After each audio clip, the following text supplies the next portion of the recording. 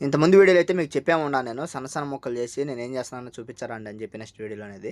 ఈ వీడియోలో అయితే చూపించారండి ఏం చేసేది మొత్తం అనేది నేను. ఫస్ట్ అయితే మనం మటను సన్న ముక్కలన్నీ కట్ చేసుకోవాలి. కట్ చేసుకున్న తర్వాత పసుపు వేసుకొని బాగా మిక్సింగ్ చేసుకోవాలి.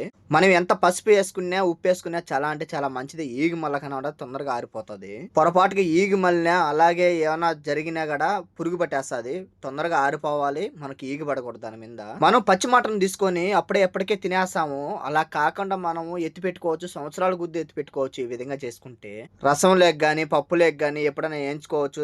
అలాగే కూరగాయ చేసుకోవచ్చు, వంకాయ కూర లేదంటే బెండకాయలు గానీ ఉల్లగడ్డలు గానీ వేసుకొని బాగా చేసుకోవచ్చు. ఇలా చేసుకుని ఎవరైనా తినుంటే ఒకసారి చెప్పండి. మొత్తానికి అయిపోయిన తర్వాత బాగాలే వేసి ఆరబెట్టేసాను కవర్లో అయితే. నేను ఇంత కష్టపడి ఆరబెడతా ఉంటే ఇంట్లో ఆరేసుకున్నాను. పిల్లి చూడండి ఎంత సైగ్గా అవుతున్నాయి. రూమ్ లో ఉండగానే కూడా పిల్లి చూడండి నేను సైగ్గా వచ్చిన సీల్ తినేదానికి.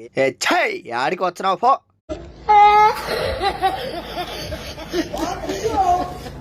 కోయటోళ్ళకి తెలియకుండా ఇంట్లోనే రూమ్లోనే ఆరబెట్టుకుంటాను నేను ఇదే విధంగా. ఎప్పుడైనా చేసుకునేప్పుడల్లా ఇదే విధంగా చేసుకుంటాను. మీరు కూడా కావాలంటే ఇలాగే చేసుకుంటే తినండి.